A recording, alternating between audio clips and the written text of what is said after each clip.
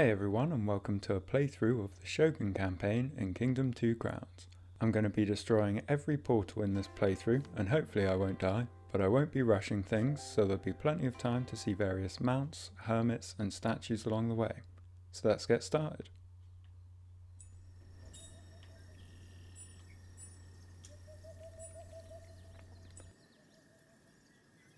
One of the first things you get to do in the campaign is customize what your leader is going to look like just by spamming through buttons. And I think I'm going to go for a fella in some armor. I like the red. Obviously this doesn't make any difference, so it's entirely up to you. I'm just going to skip through the tutorial because there's really no point in running through it. And it saves me some time just chasing a ghost.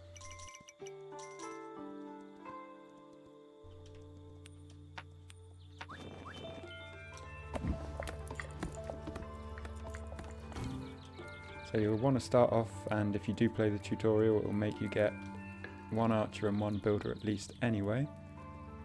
And then you can just start chopping down some trees and exploring one of the sides. Make sure you get the stamina buff with your mount before you head off into the forest, just so that you can run for a bit further.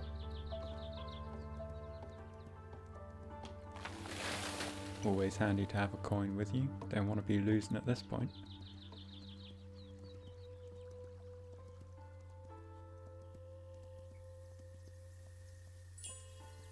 Very nice.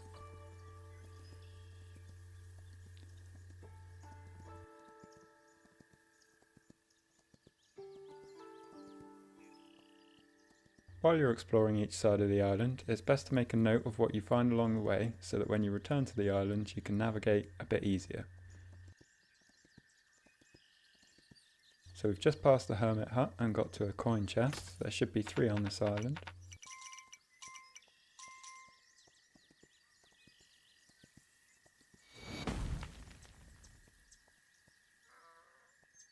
And then we've also just got past the griffin as well.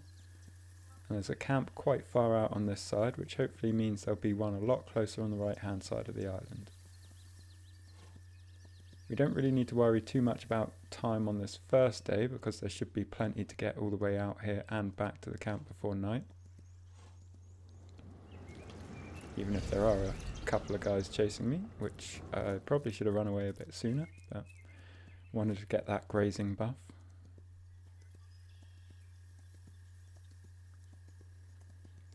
Don't really need to worry about having walls on your first night either, because you can either use a couple of coins to just pay off the first wave because it's never very big, or you can just hope that your archers deal with them, which they can usually be quite accurate without walls.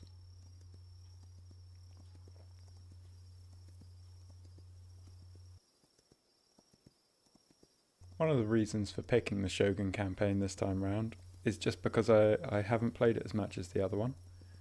And it will be cool to try out ninjas a bit more. Jesus, he's flying. He can have a coin. Let's hope they don't all do that.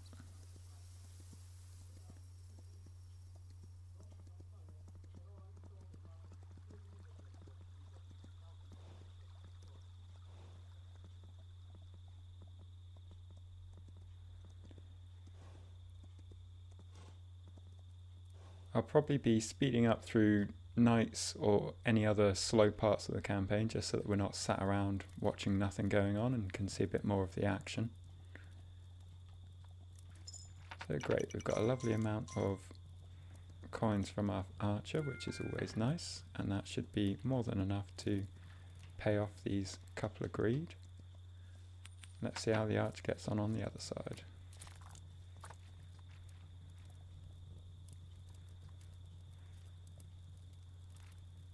Assuming we have some greed show up.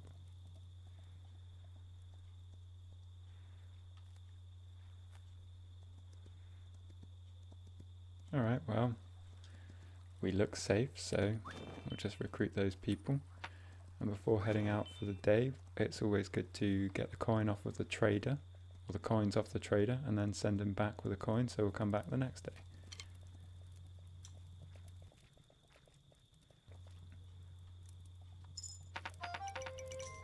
I really like the tune he plays. knows how to entertain his audience. Probably better than I do.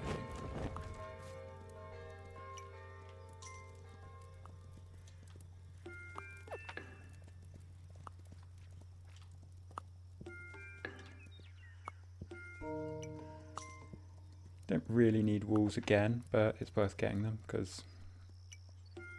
Oh, actually it probably would have been better to just wait and pay for this, and then I would have got some for free.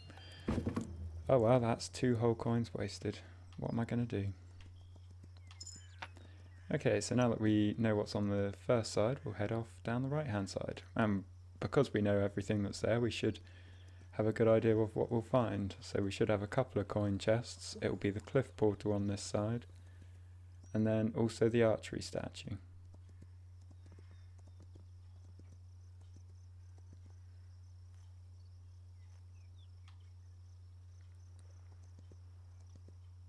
There's our first coin chest, and then it looks like the statue's just out of sight here.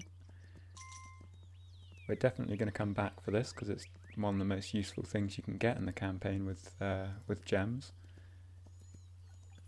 So even if we don't come back for the griffin, we're definitely going to be grabbing that. And that's the 2 coin chests, so I don't expect to find anything else on this side, but it's worth having a look. Yeah, let's take a gamble and see if those guys will make it. And we've made it to the cliff portal, so time to head back.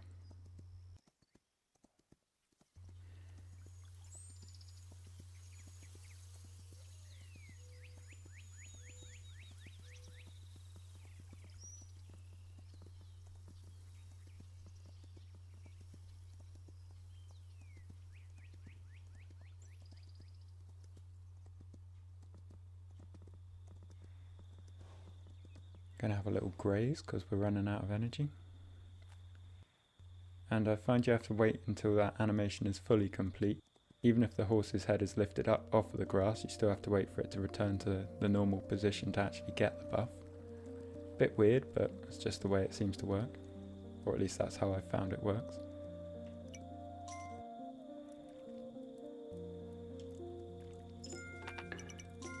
It's worth upgrading the town centre fully before moving on, because once you get back here you will eventually need to have it fully upgraded to get the bomb, and seeing as the first island is quite easy at this point, it's best to just put as many coins in as possible.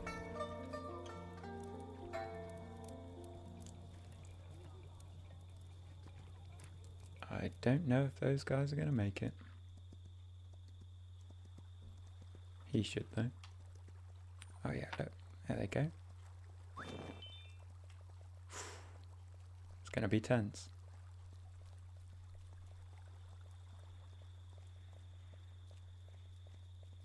Ah, they're fine.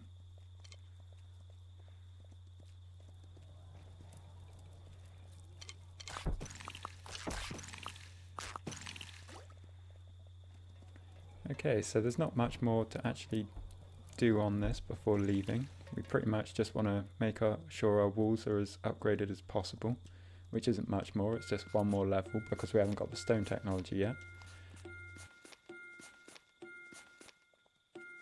And then the only other thing to do is get the boat built. We'll also want to make sure we've got as many builders and archers we can to populate the boat so that our life is a little easier when we get to the second island. But that shouldn't take more than a couple of days in total. We don't really need to clear these, but might as well. It'll give our archers a bit more space to hunt in, and we'll also get a bunch of coins from it.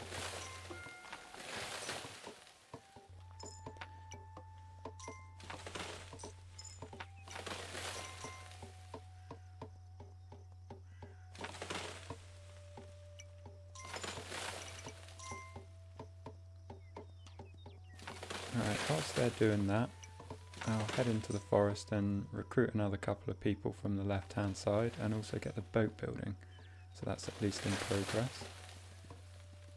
They might not get it finished by the time it reaches nightfall, but there's still only going to be 3 or 4 greed come and attack, so we can just pay them off to save the builders if we need to.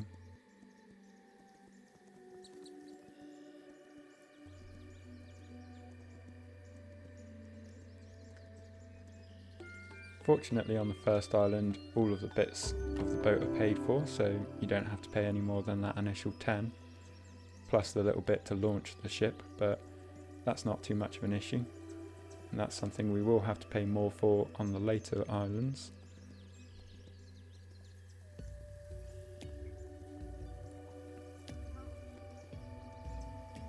It's also one of the reasons why it's good to come back and not finish on the first island, because you might as well make use of the cheaper boat, which allows you to just quickly get off of this island onto another one. So that's why most runs tend to deal with island 1 quite early on.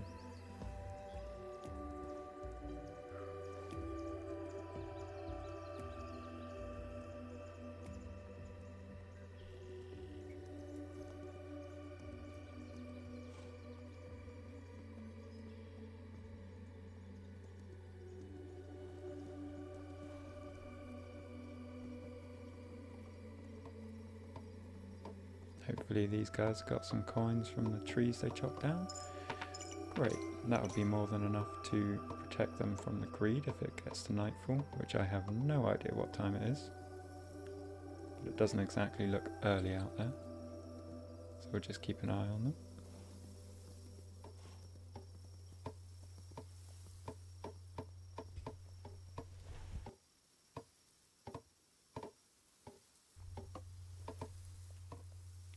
Yeah, these guys are already running, which means it's probably nightfall and they're trying to get away from the greed.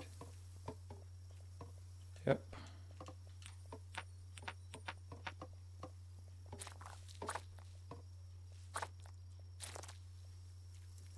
Okay, it looks like our builders aren't interested in finishing that now anyway.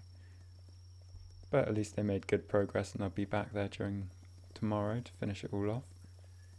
Meanwhile, we can go and chop down some more trees, recruit some more people, and get some more coins, because we want to make sure we've got full coins, or at least a decent amount of coins before we head on to the next island. Again, just to make things a little bit easier for ourselves when we get there. I entirely have forgotten about the trader the past couple of days. That's stupid.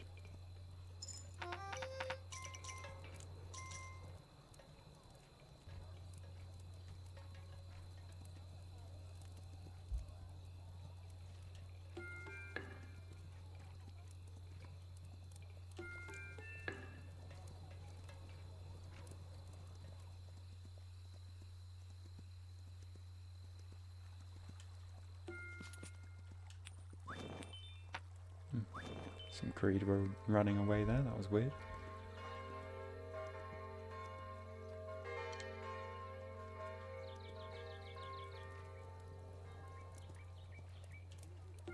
Take your fancy music and get out of here.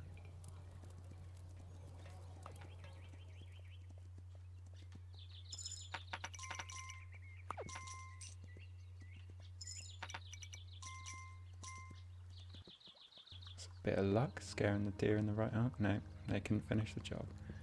Oh well. Now, if I'd been a bit more on the ball, we probably could have left this island by the end of today, but chances are we won't be able to quite do it. But we'll see.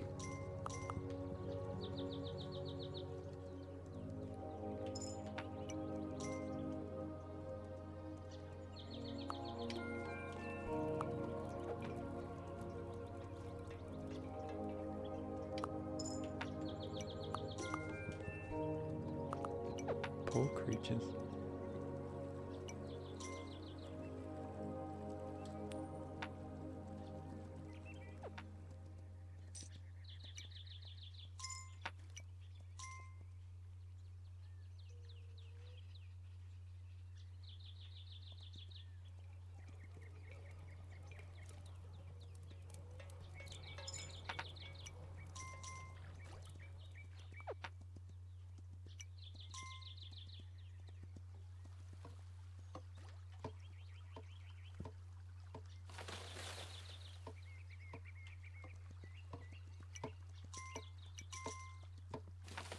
I assume these builders are somewhere, yep, just doing that.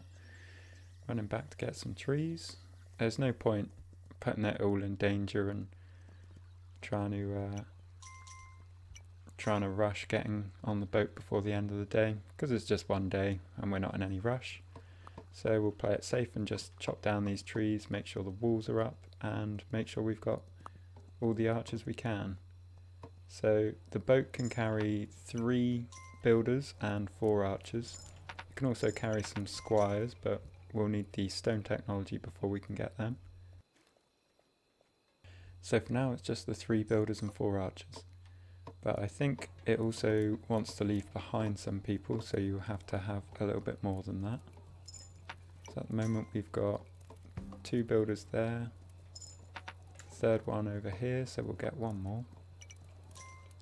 And then we've got quite a few archers, but never hurts to have some more, so we'll just top up on them. So that's the maximum level these walls can be upgraded now, and you can see the little glowing symbol up there.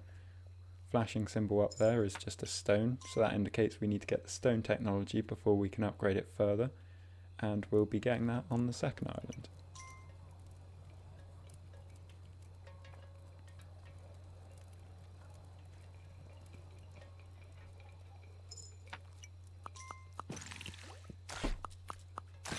So you can see there's no real trouble to the defences this early on.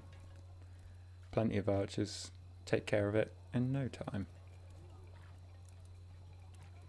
So we're gonna grab the coins off of this lovely fella here, and then we'll head straight to the boat and get it loaded up.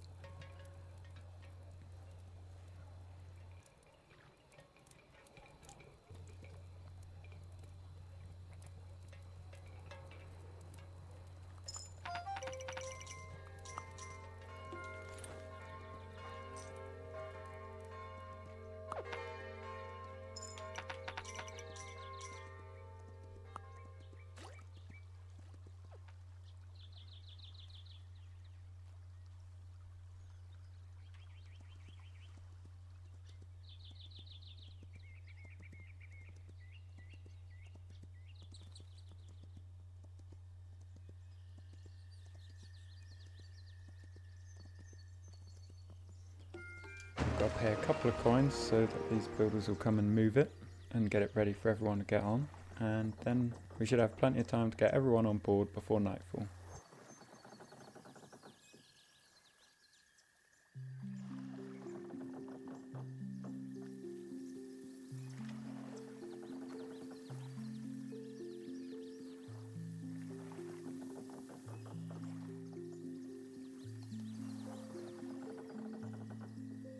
And while we're waiting, I'm just going to make a note of where everything was on this island.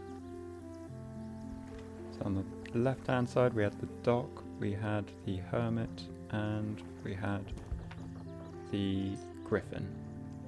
Which means the right hand side had the cliff portal, had the merchant, which don't really need to know about that. Oh, everyone's here. No, don't want to do that, that's stupid. Get everyone on board. So we had the cliff, the merchant, and the archery statue. You can see the boat's full here, and no one else is going to come and join us because it's already got 4 archers and 3 builders, so we're just going to head off there. That's also where I'll be leaving it for this first part, because we don't want to get too far into it and make a massive video. I'd also like to hear what you guys think of this, and if you think there's any improvements that can be made, or if there's anything you want to see in particular over the course of the campaign. But that's everything for this time. If you're looking for more tips and guides, then check out some of my other videos. But until then, thanks for watching, and I'll see you next time.